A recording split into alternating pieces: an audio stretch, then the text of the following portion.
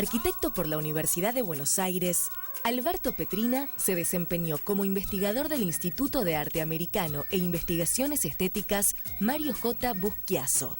Fue secretario técnico de la revista Suma, director del Museo de Arte Hispanoamericano Isaac Fernández Blanco y curador de proyectos federales del Museo de Artes Plásticas Eduardo Sívori.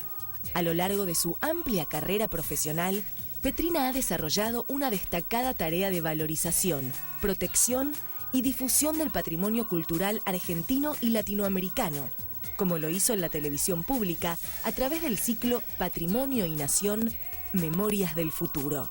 Actualmente es director nacional de Patrimonio y Museos, miembro de la Comisión Nacional de Museos, Monumentos y Lugares Históricos y profesor titular de la Cátedra de Historia de la Arquitectura y del Arte de la Facultad de Arquitectura de la Universidad de Buenos Aires.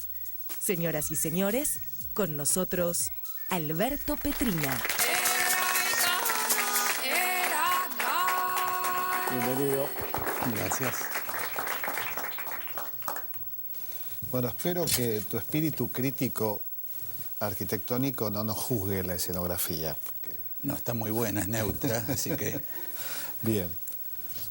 Bueno, recién la locutora nos introdujo en tu larga experiencia, tu carrera, el lugar que ocupás hoy como titular de la Cátedra de Historia de la Arquitectura y el Arte en la Universidad de Buenos Aires, tu paso por museos importantísimos y tu actual lugar como director de Patrimonio y Museos en la Secretaría de Cultura y en la Comisión de Patrimonio Histórico.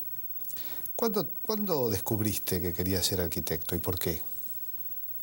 Mira, en un viaje, en mi primer viaje a Europa, que fue un regalo de mi padre cuando me recibí de bachiller.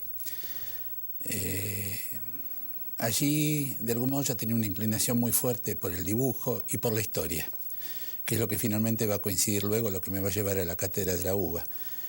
Pero en ese primer viaje, donde hicimos, bueno, los países clásicos, un viaje largo, un viaje en barco, demorado, 6 meses, que dio tiempo, un mes entero se lo dedicamos a recorrer el Camino de Santiago, desde la frontera franco-navarra, desde Roncesvalles hasta Santiago de Compostela. Ese camino... ¿Lo hicieron caminando? No. Porque es un camino, obviamente, el Camino de Santiago es la famosa... Un camino de peregrinos. Es un peregrinaje anterior al cristianismo, incluso. Que hereda el cristianismo, sí. Porque es el peregrinaje al Finisterre, al final del mundo, que era donde terminaba el mundo antes del descubrimiento de América. Así es. Es verdad, el cristianismo después, seguramente en una imagen que volcaríamos en el programa, el cristianismo, como casi todas las religiones, ha aprovechado los cultos anteriores. Hay una imagen típica que es la de, por ejemplo, el templo del Coricancha, el templo más sagrado del Incario, en el Cusco, donde después de la conquista se coloca encima la iglesia de Santo Domingo. Entonces es una perfecta imagen de cómo no solamente hay una conquista física del territorio, de los cuerpos, la violación de las indígenas por los españoles, sino que hay además una imagen donde el dios de los vencedores está colocado encima del lugar sagrado del dios de los vencidos. Entonces, bueno, esta referencia tuya al Finisterre también va en un sentido en que de algún modo toda religión... es apropiadora. Es apropiadora. Toda construcción identitaria siempre es apropiadora. Esto lo explicó una vez muy bien Daniel Santoro, un artista plástico que descuento admirás. Admiro y es un querido amigo. Y que argumenta muy bien el tema de la identidad como ejercicio apropiatorio, ¿no? Daba el ejemplo del sombrero de los mexicanos, por ejemplo. Yo suelo hablar a menudo demasiado del sombrero de los collas. Sí. Y porque es curioso esto, ¿no? Porque hay una relación, evidentemente, entre la arquitectura y la historia clara, pero en general no siempre es considerada por los que viven la arquitectura como algo del presente, más pendientes de la moda que de su historia. ¿Cómo se encara el análisis de la historia de la arquitectura? Bueno, mira, este es un... A mí, vos recién hablabas de cómo llegué a este mundo. Llegué a través de este descubrimiento, de este camino donde de algún modo veíamos las arquitecturas, el románico, después el gótico, las arquitecturas bárbaras, ¿no?, respecto de las clásicas. Hay una anécdota... ¿Por qué bárbaras? Bueno, bárbaras porque el modo en que en el mundo de la antigüedad clásica se llamaba a todos aquellos que no formaban parte de la... Este es un punto interesante que esto llega hasta hoy. Hay una anécdota para mí fantástica. Pierre Francastel fue profesor de estética en la Sorbona durante muchos años. Y cuando él daba sus clases, esto lo cuenta un gran arquitecto argentino, recientemente fallecido, arquitecto y teórico, Claudio Caveri, el autor de la iglesia de Fátima, en Martínez. Cuando él daba sus clases, hablaba siempre con un poco de sorna de Frank Lloyd Wright, el gran maestro norteamericano de la arquitectura moderna, gracias al cual, cuando él va luego a Holanda y comienza realmente el desarrollo de la arquitectura moderna en Europa. Pero a los europeos no les gusta tener débitos con los americanos. Están acostumbrados a que ellos son los que enseñan el camino, no los que aprenden. En este caso era al revés. Entonces Francastel decía que en Wright se veía algo de ese ímpetu del bárbaro por querer colocar sus ideas.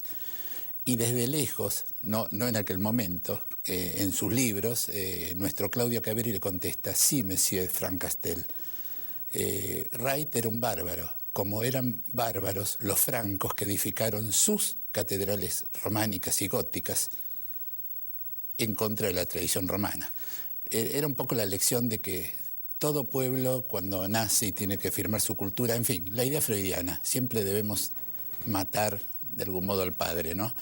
Y esto está presente en toda la historia de la cultura y de la arquitectura.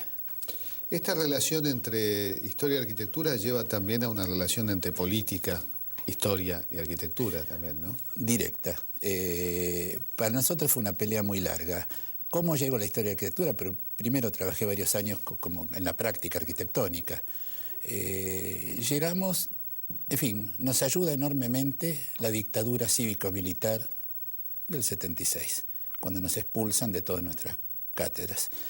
En aquel momento yo me había formado al lado de un gran maestro, Héctor Escurra, un gran maestro de historia de la arquitectura y del arte, que nos enseñó que es imposible escindir el arte de la historia de la arquitectura, porque todos los movimientos, las corrientes artísticas del siglo XX se desarrollan en forma indisoluble, y porque la arquitectura era considerada en el clasicismo el arte mayor, unida a la pintura, a la escultura, etc.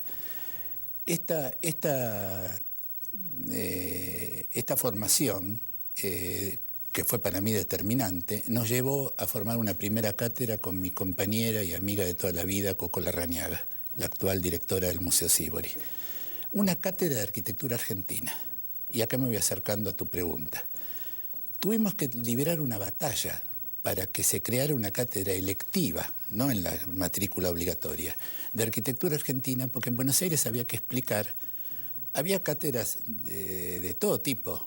Si uno podía estudiar la arquitectura clásica, la griega, la romana, la egipcia, lo que no podía era estudiar arquitectura argentina. Era una última capítulo de las materias a las cuales a veces no se llegaba. Esto me hace pensar en que en gran medida está relacionado con que era difícil identificar cuándo una obra arquitectónica era argentina y cuándo no. Hay un ejemplo que acá el director me está ilustrando. Vemos de pronto dos edificios. Parecen ser el mismo edificio y en realidad no lo son. Hay uno que los reconocemos enseguida, que es la Nuestra catedral de Buenos Aires. El otro es el antiguo Palacio Borbón, la actual Asamblea Nacional de Francia. Ahora, fíjate qué curioso. Son iguales. Son iguales. Hay algunas diferencias en las esculturas. Dos frentes dodecástilos, es decir, 12 columnas, friso con bajorrelieves. Son iguales. Son iguales pero lo que no son iguales son las circunstancias. Esto es lo que nosotros trabajamos durante muchos años con Coco y luego yo en mi cátedra actual con mis docentes, algunos de los cuales me acompañan acá y me acompañan en la gestión pública, respecto a la arquitectura. La indagación, primero colocar la historia de la arquitectura y del arte en la historia general, que esto no era nada frecuente. No da lo mismo empezar a relacionar que bajo determinadas formas de gobierno, con determinadas pautas políticas o económicas, se hace una arquitectura o se hace otra, o no se la hace. Esta primera imagen señala algo importante. ¿Qué significaba el clasicismo en Francia? Bueno, muy fácil. De algún modo, en un país conquistador, con fuertes apetencias imperiales, desde Luis XIV hasta Napoleón, hacer ese palacio neoclásico significaba referirse a qué otro momento europeo anterior había sido una sola Europa bajo una sola potencia, Roma. Entonces, eso tenía una utilidad política, una funcionalidad. Ahora, ¿qué significa voltear el frente de una catedral con nuestra tradición hispanoamericana en Buenos Aires y levantar una copia de lo que se hace en París? Eso, ¿bajo qué gobierno se hace? Bajo Rivadavia. Bajo Rivadavia, que si hay un primer cipayo, y disculpen que me refiera de este modo, en la historia del siglo XIX, ese es Rivadavia, levantado en el más grande hombre cívico de los argentinos, dijo Mitre: dime quién te elogia y te diré quién eres. Bueno, Jauretche incluye ese pensamiento, esa reflexión en torno a Rivadavia en una de sus 44 sonceras, que es el hombre que se adelantó a su tiempo, ¿no? Se adelantó tanto que nunca llegó. Claro, se adelantó, que no vivió su tiempo y hace una magnífica comparación con un personaje de su pueblo, un tal Cantalupi, que también se adelanta a su tiempo, compra una heladera, guarda todas la factura de cerdo, pero se adelantó tanto a su tiempo porque tenía la heladera, pero en su pueblo todavía no había electricidad. Bueno, ese cuento de Jauretche ilustra. Y de alguna manera lo que Rivadavia hace es trasplantar, lo que dice Jauretche, intentan trasplantar Europa. Todo lo que es propio, todo lo que es criollo es bárbaro. Y hay otro ejemplo que también nos está mandando el director, que tiene que ver con una arquitectura posterior, pero que inunda Buenos Aires y que es la arquitectura elegida por una clase social también. Por una clase social. Que tiene porque estamos viendo de pronto palacios. Sí. Algunos palacios vemos el entorno nevado y en otros vemos palmeras. Me gustaría que comentes un poco. Bueno, sí, obviamente, toda la arquitectura academicista francesa, que además tenía débitos de la italiana, bajo Luis XIII y Luis XIV, primero ya bajo los Valois, toda la arquitectura del Renacimiento italiano va a informar a los franceses. ¿Por qué? Porque a su vez el centro de la cultura era Italia, por el esplendor renacentista y por la antigua Roma. Ahora, ¿qué sucede ese traspaso acá? Cuando de algún modo hay una parte de la generación del 80 que se decide por la arquitectura italiana, bajo la presidencia de Rocca. Los arquitectos más importantes van a ser italianos y el academicismo va a ser italiano. La Casa de Gobierno, el Teatro Colón, el Congreso, son todos italianos, Tamburini, Morra, Meano. Pero luego, en cuanto el proyecto del 80 se asienta más y empiezan los viajes a París, para los italianos les parece no demasiado fino, y entonces se quiere empezar a buscar la piedra París, la mansarda. Claro, la mansarda está hecha en Francia para que la copiosa nieve de los inviernos franceses se deslice. Imagina el ridículo, no tanto en Buenos Aires obviamente no nieva, pero cuando estos modelos van llegando en una copia de la copia, Tucumán, a Jujuy o a Salta, estamos ante una incongruencia en lugares donde en verano se caen los pájaros y tenemos mansardas para deslizar la nieve. Acá queda desnudada realmente el tema de la identidad y el tema de la dependencia. Estas búsquedas en la arquitectura no eran frecuentes hasta que nuestra generación, nuestra cátedra fue una de las primeras, empezó a plantearla. Es decir, nosotros en nuestros cursos de la arquitectura enseñábamos todo lo que había que enseñar respecto del análisis de una fachada, el número de oro, la proporción áurea, la composición. Pero si uno para ahí, se queda con las reglas eurocéntricas para juzgar arquitectura que viene de allá. Si estamos aquí, tenemos otro segundo deber. ¿Quién construyó esa arquitectura? ¿Con qué destino? ¿Para qué clase? ¿Con qué inversión? Esa arquitectura, ¿cómo reaccionó respecto de las costumbres del país, de las tradiciones y respecto del clima y de la geografía? Y acá, cerrando la parábola de Rivadavia, viene la frase de San Martín. Los males que le hizo al país ese visionario que creía introducir la cultura europea con las notas que colocaba cada día en el boletín oficial, que es un poco la imagen que vos dabas. Y lo dice San Martín, no lo decimos nosotros. Sin duda, el más grande enemigo que tuvo San Martín no estaba en el bando español, estaba en la ciudad de Buenos Aires. Estaba en la ciudad de Buenos Aires. Bernardino Rivadavia. ¿Sos un revisionista dentro porque esta palabra está hoy es muy controvertida. Yo lo soy, por ejemplo, ¿no? A ver. Y también, ¿qué significa ser un revisionista? Porque, ¿qué se revisa? ¿Por qué hace falta revisar Exactamente. algo? ¿De qué hablamos cuando decimos que revisamos la historia? Para mí es un timbre de honor. Es decir, yo considero que mi formación académica, además de los débitos que tengo a mis maestros, a mi compañera y a los actuales compañeros que me acompañan en la cátedra, Sergio López Martínez, Fermín Lavacchi, Rodrigo Martín, porque una cátedra es de un traspaso generacional también.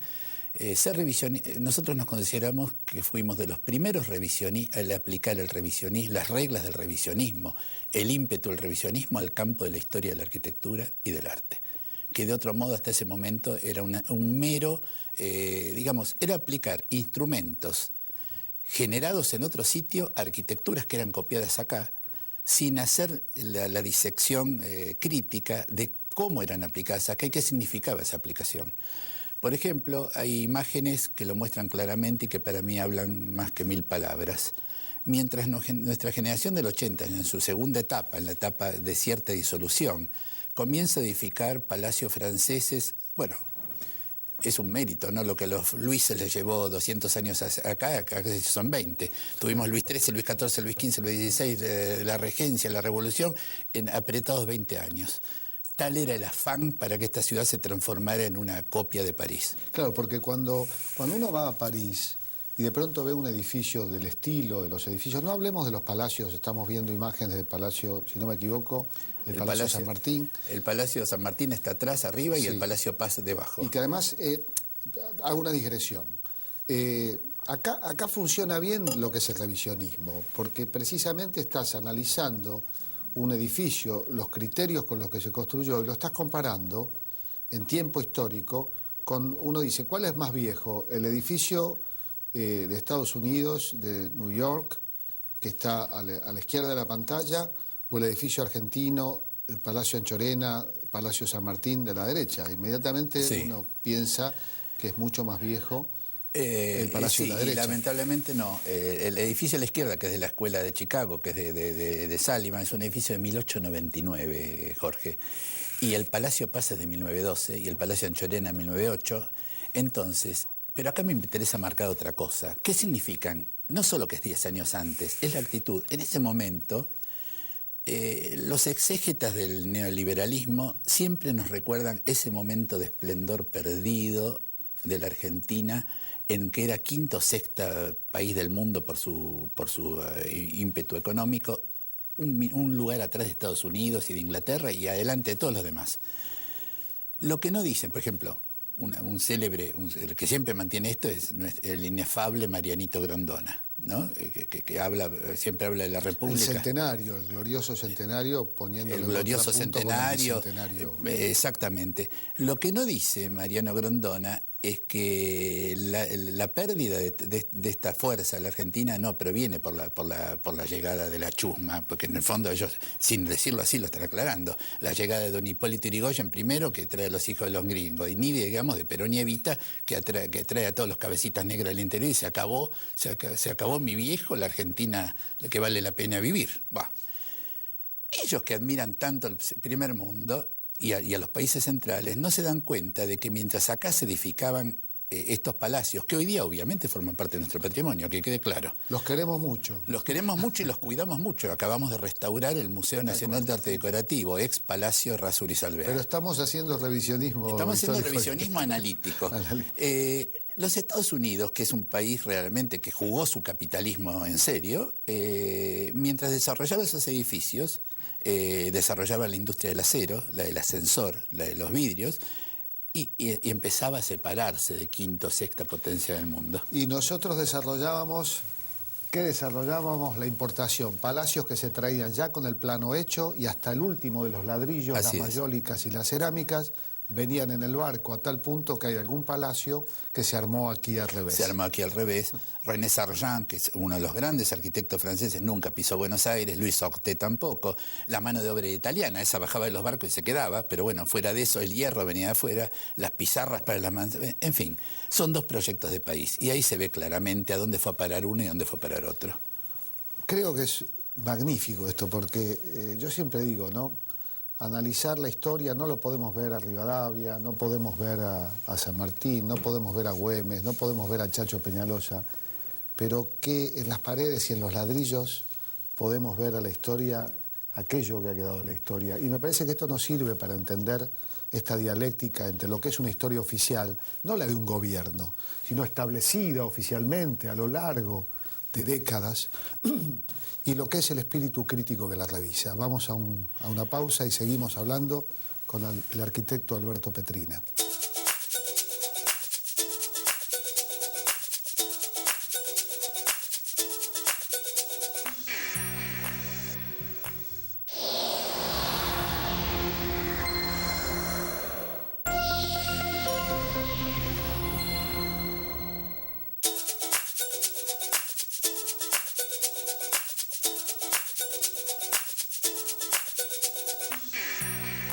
Bueno, estamos hablando de estas huellas de la historia, ¿no? Qué apasionante que es analizar la historia de la arquitectura, o al revés, la arquitectura desde también un punto de vista histórico que indefectiblemente tiene también un punto de vista político.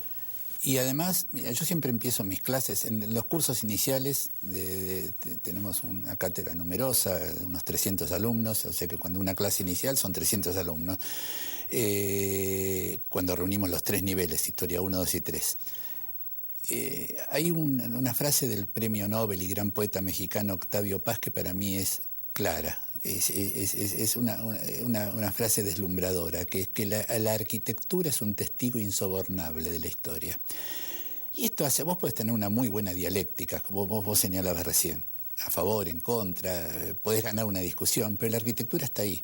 ¿Se hizo o no se hizo? Con tal inversión, destinada a tal... Por ejemplo, veíamos los palacios, no nos preguntamos, porque con la historia siempre pasado es la historia del poder. ¿Qué era la parte de las minorías, del pueblo, de las mujeres, de los niños, de los viejos? ¿Cuál es la historia de la vivienda bajo la generación del 80 para las clases que no eran la crema batida? Bueno, es muy fácil. Esa expresión me encanta, la crema batida. Sí. Le gratin, que decían los franceses, ya que estamos hablando de arquitectura francesa. Y después inventaron le rastaquouère. Rastaquouère eran los que iban muchas veces a encargar esto. Para definir a la oligarquía, rastacueros, porque eran criadores de ganado, y fundamentalmente en una primera etapa lo más importante del ganado no era la carne cuando no había frigoríficos, sino los cueros. Sino los cueros. Pero había, yo digo, aclaramos, hay una arquitectura que se hacía para otras clases, por omisión. A los que bajaban de los barcos en las ciudades les estaba destinado el conventillo, y a los que vivían en la campaña el rancho. O sea, la generación del 80 también construyó eso, por omisión. También forma parte. ¿Y la casa romana partida al medio, tan común para las clases medias? Eso fue un aporte fundamental del Río de la Plata, yo diría, no solo de Buenos Aires. Cuando digo Río de la Plata es Buenos Aires, Montevideo, Rosario, La Plata, ese eje, y luego se extiende al país. Porque, aclaro, ¿no? Aclaramos un poco. Sí. La famosa Casa Chorizo, construida principios del siglo XX, sobre todo, ¿no? No, pero es una viene de casa antes romana también. partida al medio. Partida al medio. En realidad, el surgimiento como más claro es con la fiebre amarilla en Buenos Aires. Pensemos que el barrio elegante de Buenos Aires, el barrio bien, era el barrio sur. San Telmo. De la clase alta, o sea, San Telmo, Montserrat. Con la fiebre amarilla, la gente huye despavorida a lugares más sanos, más altos de la ciudad. Ahí se va poblando el barrio norte. Estas casas que eran de la antigua clase dirigente quedan convertidas en inquilinatos, se van dividiendo. Primero se las divide con un muro, eran casas muy grandes, casas con un patio único. Ese patio, y luego es eso que la digamos, necesidad genera por el camino, se termina convirtiendo en una tipología nueva. Una casa que ya nace con medio patio, rodeado de galería de habitaciones, enfilada, a veces con un espacio adelante que es jardín y que se se llena más tarde, a veces se edifica luego para los hijos que van a... Y esta casa, cuando Le Corbusier viene, bueno, el gran maestro de la arquitectura moderna, viaja a Buenos Aires en el 29, la reconoce como la única, el único aporte creativo original que le encuentra en el Río de la Plata a la arquitectura universal. Fíjense. Si usted vive en una casa chorizo, sepa entonces cómo mirarla, cómo redescubrirla, haga su propio revisionismo.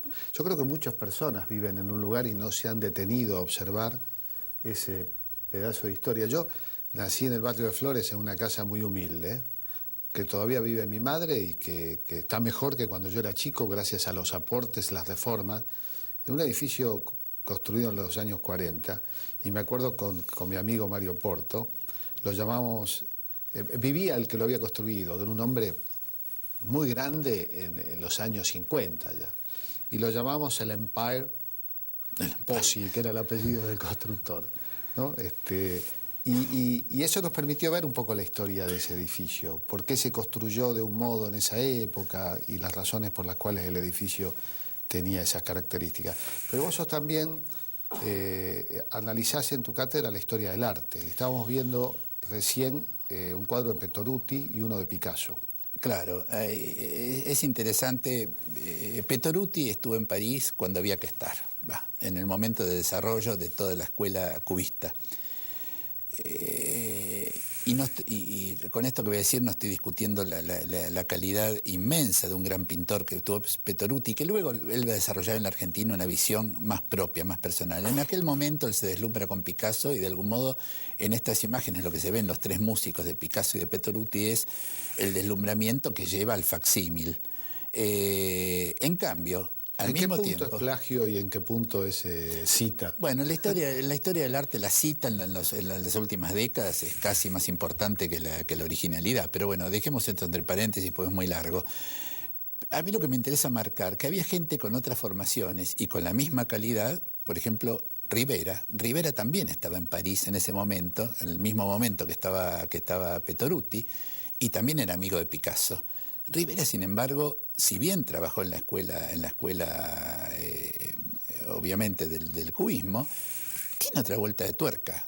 Tenemos imágenes. Hay una imagen, sí. De una pintura de Rivera cubista. Del Rivera cubista. Y luego porque uno dice, bueno, en general uno ve al cubismo como una especie de proceso posterior a la figuración. En el caso de Rivera hace un proceso inverso, como un retorno a lo propio, ¿no? Retorno a lo propio. Pero además, aún en su imagen cubista, primero comprende más profundamente que Petoruti, desarticula la imagen. El cubismo implicaba ver una imagen, al mismo tiempo girarla en movimiento, de arriba, de frente, es decir, descomponer la imagen como de algún modo se había descompuesto la sociedad burguesa, revolución industrial mediante y revolución rusa que estaba encima en aquel momento.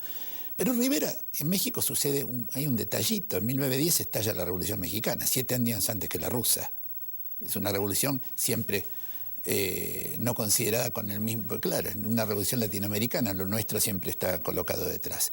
Y Rivera cuando vuelve a México es convocado junto con sus esa gran escuela del muralismo mexicano, con Orozco, con Siqueiros, con los grandes pintores compañeros suyos, todos ellos comunistas, por Vasconcelos, el gran ministro de Educación de México, el que escribe La raza cósmica. Y Vasconcelos, hay un momento, tiene que ser la revolución, hay una generación que hay que enseñarle a conocer ya la historia del país, y no da el tiempo, se va a enseñar a leer a los hijos, pero estos hombres que ya están en la mitad de su vida tienen que igual aprovechar ese momento para ver la historia que les había sido negada.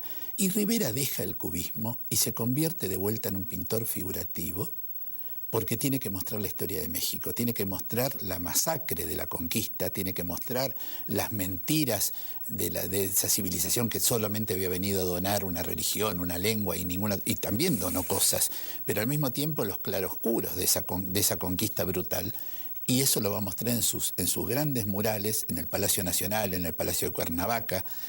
Y acá es donde empieza a producirse este tema que para nosotros es fundamental en nuestra cátedra, que es muy importante. Hay un término que es muy pregnante en la cultura, que es ser contemporáneo tiene un prestigio enorme. La contemporaneidad, ser moderno. Pero tiene un prestigio mucho menor entre nosotros ser de aquí, ser del lugar. El hedor de América, que decía Rodolfo Kusch. ¿En qué lugar estás? Es muy importante estar en el mundo y saber lo que pasa, pero es muy importante saber qué cosa de lo que pasa vas a poder aplicar acá y qué cosa tenés que generar. Vos solés trabajar en tu cátedra y bueno, y en tus criterios con una lógica que tomás no de la cultura, sino de la misma territorialidad, de lo físico, de las diferencias que hay entre Europa y América. Por ejemplo, citas la diferencia que hay entre los Alpes y los Andes, o los ríos europeos y nuestros muchas veces desconocidos en el estudio ríos americanos. Bueno, es que eso te da una imagen. En fin, la arquitectura se asienta, primero, la arquitectura se asienta sobre una geografía. Esa geografía tiene un clima. Y en esa geografía y bajo ese clima vive un hombre determinado que tiene una unidad con toda la humanidad, con todas las razas, pero también tiene una diferencia. Si la arquitectura no interpreta esas diferencias de geografía, de clima y de tradición cultural del lugar, está prestando muy mal servicio.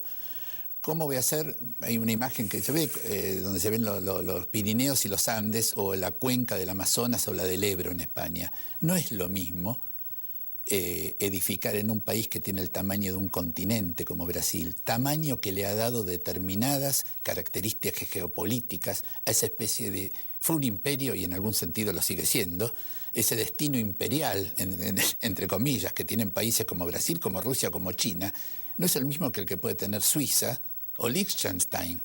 No es lo mismo. Entonces, bueno, y la arquitectura, si no verifica eso, está fuera de su tiempo, es anacrónica y además tiene problemas de funcionalidad física. Ahora, es muy común que hay ciudades que se pensaron imperiales, capitales imperiales, pero hay otras ciudades que se pensaron factoría, pero sí, que también se pensaban como sucursales. La factoría es de alguna manera el remedo semicolonial y dependiente de la capital imperial, ¿no? Siempre, y hay factorías, y hay una serie de factorías. Está la casa matriz y están las sucursales provinciales, porque está el remedo del remedo. Muchas veces en algunas provincias esto llega a caricaturas, porque es la casa provincial de la casa matriz que está en Buenos Aires, que a su vez tiene su matriz, la gran matriz en París o Nueva York, según en qué lugares.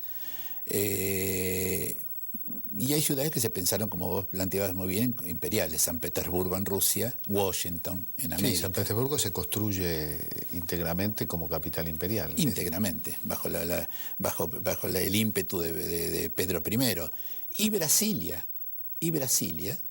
en Brasil, con características distintas, porque en Brasilia va a haber arquitectos geniales como Lúcio Costa o Niemeyer que van a tomar todo aquello que haga falta del mundo. Obviamente la influencia de Le Corbusier es muy fuerte, pero ellos lo van a dotar de características que solo se ven en Brasil. La escala, por empezar, una escala gigantesca, la capital de un país continente. Y la tradición local, la curva, el explotar el hormigón, la plasticidad, la curva. Niemeyer decía, prefiero... Antes que el ángulo recto, fijo, rígido, prefiero la curva. ¿Qué curva? La curva de las montañas, la curva de las ondas del mar, la curva de la mujer preferida. Esta visión sensual que tenía Niemeyer, que además se llevó a un hombre con muchas mujeres en su vida particular. Tuve el honor de ser su amigo y de entrevistarlo por primera vez en castellano en la década del 70. Un hombre consecuente hasta el final, un militante del Partido Comunista, un hombre que se bajaba de su estudio en la Avenida Atlántica y cuando venía una manifestación de los Sin Pueblos se ponía la cabeza, y un hombre que como un día lo dijo sin falsa modestia pero también sin soberbia, dice, yo tengo una ventaja, soy el único arquitecto del mundo donde en su país es tan famoso como el mayor jugador. Si uno pregunta quién es Pelé, desde la favela hasta el palacio todo el mundo lo sabe. Y si uno pregunta quién es Oscar, no hace falta decir que es Niemeyer. Dice, eso es lo que yo he conseguido. Mi arquitectura se ha vuelto anónima. Algunas de las formas de Brasilia, esas formas gráciles de Brasilia, están en las verjas de una casa de una favela. Y a mí me parece que esto es el título mayor que un artista puede tener, ¿no? El haber sido considerado propio por su pueblo. Vamos a un corte, seguimos hablando con el arquitecto Alberto Petrina.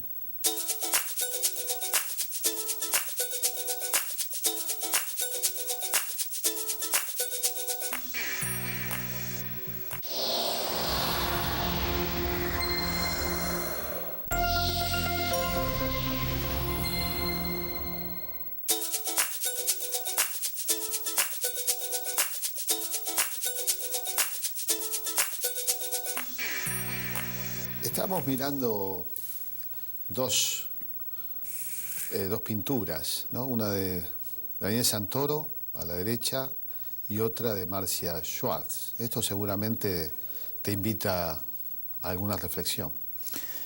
Sí, decíamos que de algún modo, cuando hacíamos referencia a que la arquitectura tiene que tener una relación con su ambiente físico, con su clima, me parece que una relación tan importante como esa, la primera más, es la relación que debe tener con la gente, con su gente, con la gente del lugar que está habitando en el lugar donde la arquitectura se va a implantar. Y esta imagen de estos dos grandes artistas argentinos están mostrando, no son imágenes complacientes, en fin. Muchas señoras no les agradaría mucho tenerlas colgadas en su living, porque en un caso es un morocho que está mirándose al espejo, es una imagen metafísica, uno de los cabecitas negras, ¿no? Tan denostados que llegan a la Plaza de Mayo en el 45 y que está en una pensión de 11, viendo cómo encara su día de trabajo. No sabemos si parece un obrero de la construcción, o un peón, o un punguista, o un chongo, vaya a saber, o todo eso junto. En fin, siempre el lugar que la sociedad le ha determinado. Y en el otro caso está la madre de Juanito Laguna, del célebre personaje de Antonio Berni, que es una chica de 12 años. Está embarazada, un embarazo involuntario. Esto suele suceder entre gente que vive en situaciones de riesgo, se diría hoy.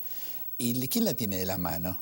La tiene Evita de la mano. Una Evita que ya no está ahí, que viene, porque la chica está con el luto. Hay varias lecturas en esta pintura. Evita muerto.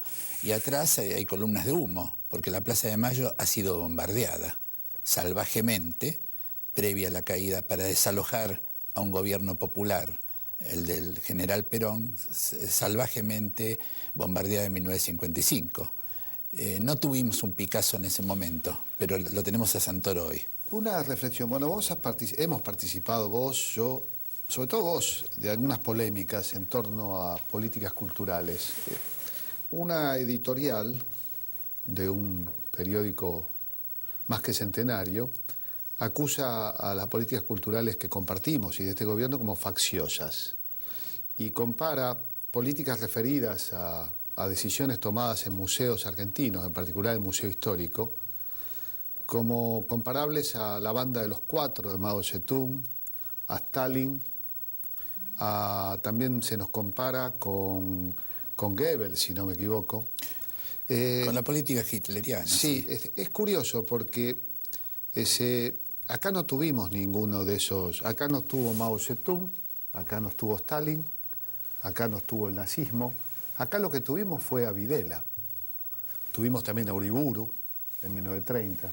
Onganía. Tuvimos a Onganía y tuvimos a Videla. Curiosamente, ese diario, ha editorializado en los tres casos, el de Uriburu, el de Onganía y el de Videla, a favor de nuestra banda de los cuatro, de nuestros Stalin, de nuestros Goebbels.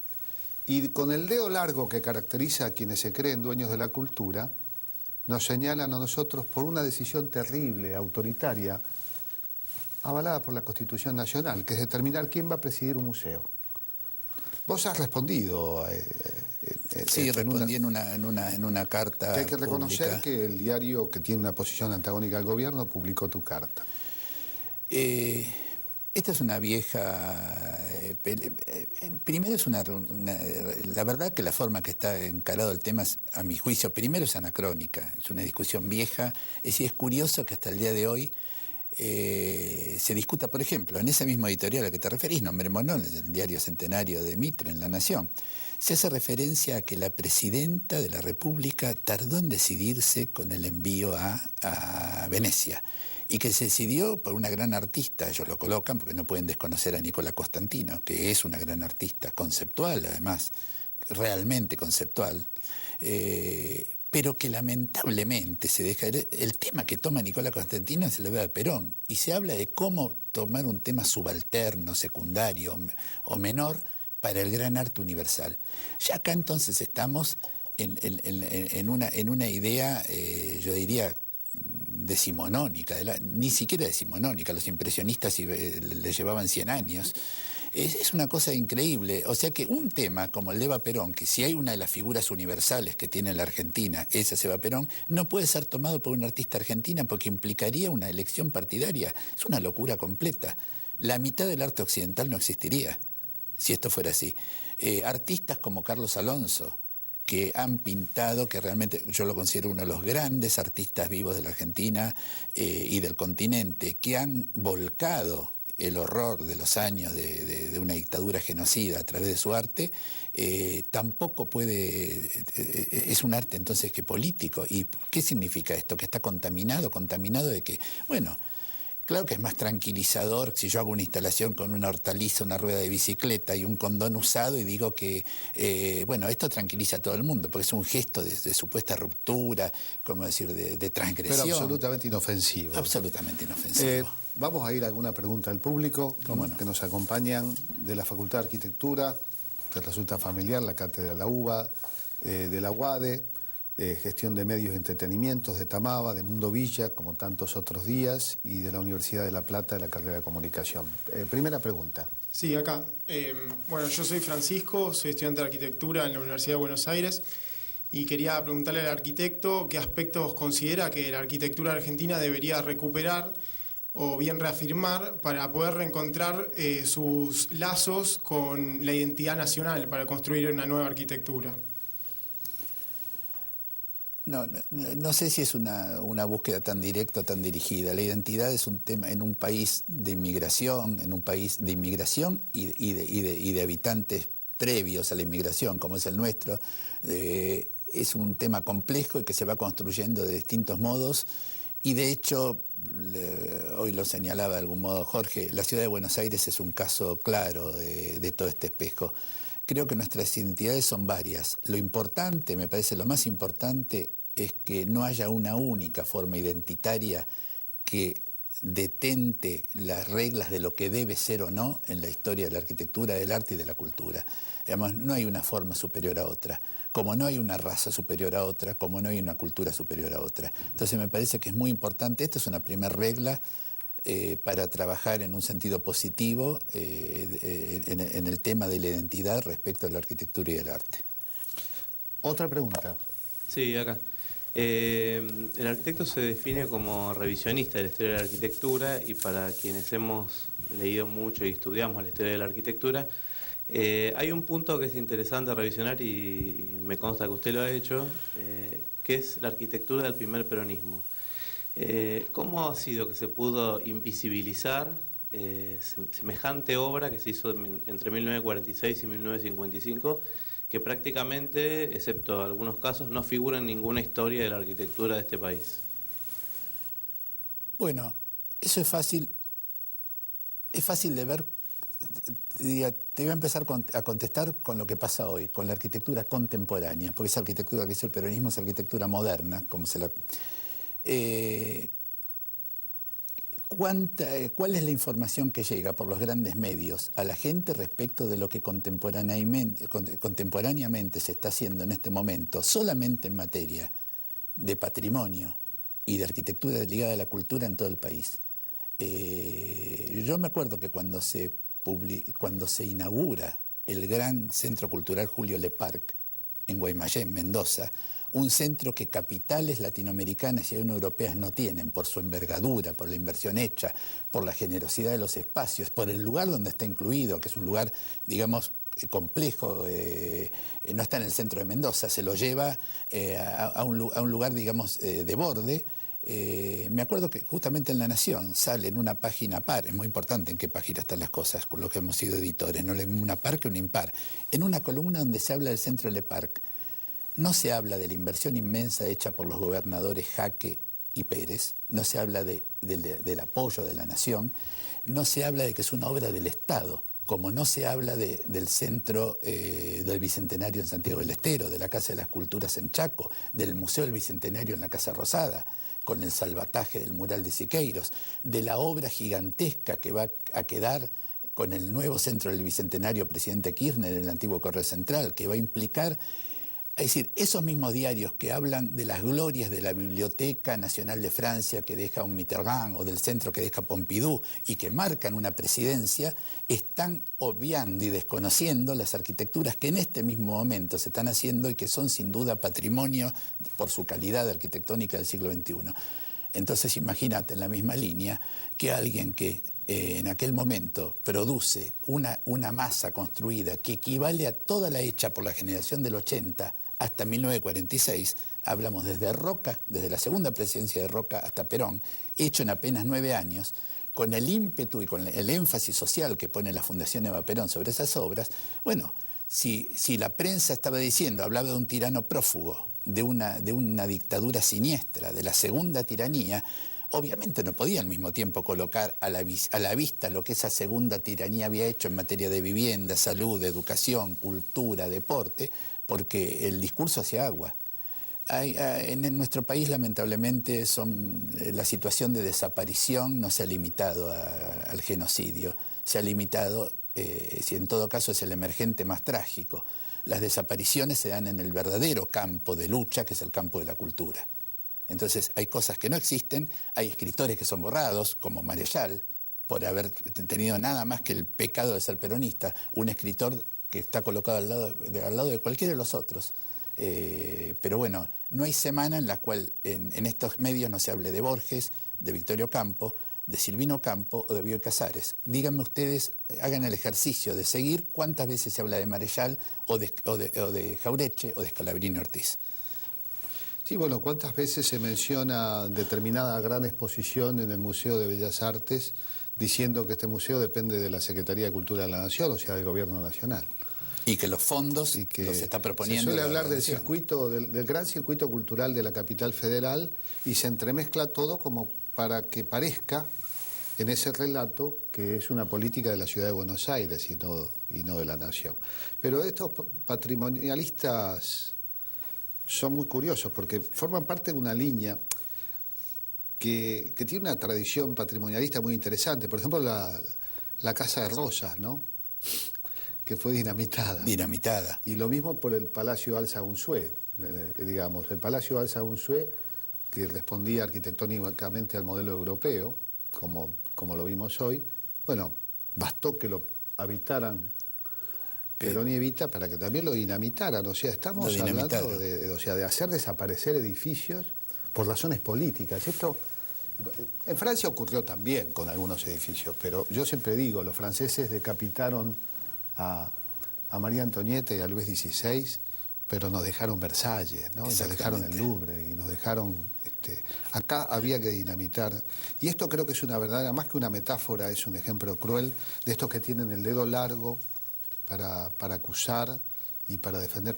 Yo pienso en Picasso, cuando los nazis vieron el Guernica y le preguntaron quién lo había hecho. Y dijo, lo hicieron ustedes. ¿No? Lo hicieron ustedes. Bueno, la verdad que nosotros como revisionistas, nosotros no tendríamos nada que revisar si no fuera por tanto falseamiento, tanta mentira, tanto ocultamiento, tanta tergiversación de la historia. ¿Otra pregunta? Acá. Lucía Bochimusi, arquitecta de la UBA. Quería saber si en la Facultad de Arquitectura, tanto de su cátedra de Historia como al momento de formar futuros arquitectos, se tiene en cuenta la falta de planificación en la infraestructura de las ciudades, ¿no?, y el crecimiento de ellas ilimitado. Y por supuesto, bueno, ¿qué opina usted respecto a eso? Mira, depende de las cátedras.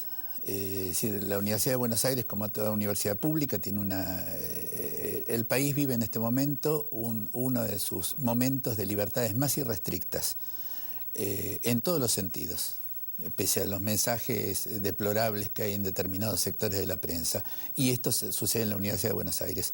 Hay cátedras que efectivamente toman como centro el tema de la planificación y sobre todo el tema de la arquitectura de masas en sociedades como la nuestra, donde lo que hacen los arquitectos es una porción ínfima. Las grandes, y esa porción ínfima está determinada muchas veces por corporaciones gigantescas, digamos que tienen más que ver con el negocio inmobiliario que con la planificación. Los gestos de planificación, en general, en todas las políticas, es gigantesco lo que se hace del Estado. Toda la política, yo hablé nada más que de la cultura y el patrimonio. En patrimonio en este momento se está invirtiendo la cifra mayor histórica, digo en este momento en los últimos 10 años, la cifra mayor histórica que el país ha invertido, incluidos los periodos de Perón.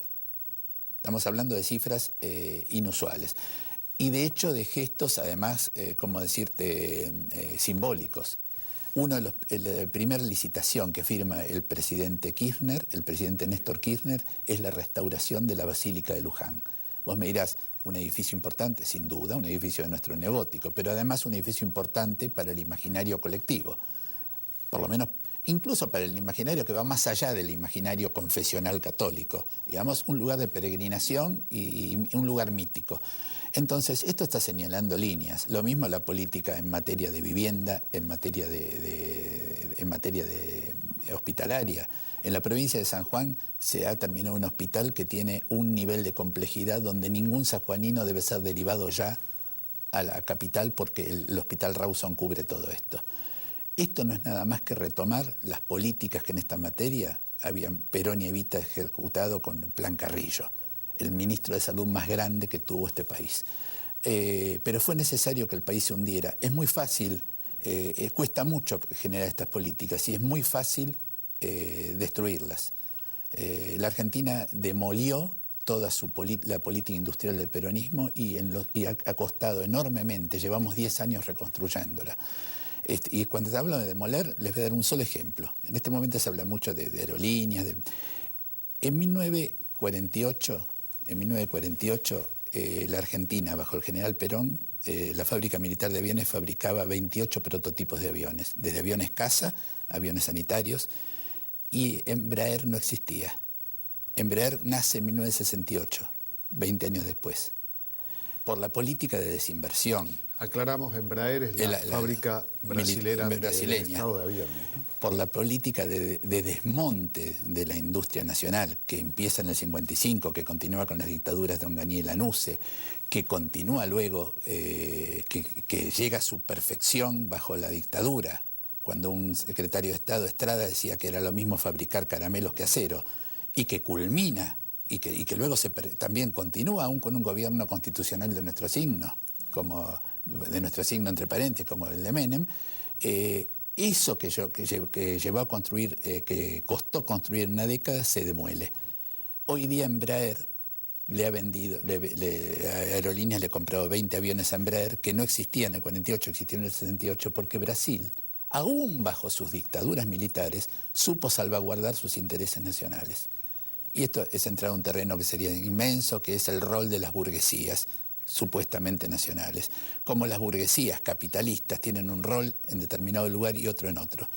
En el caso de nuestro país, esta reconstrucción que lleva en estos 10 años está volviendo a tratar de reconstruir aquello que fue arrasado, objetivamente y arrasado como un plan de Estado desde el 55 en adelante. Bueno, a mí me contaron que algunas de tus clases son aplaudidas. Yo no sé si será cierto, pero acá te vamos a aplaudir.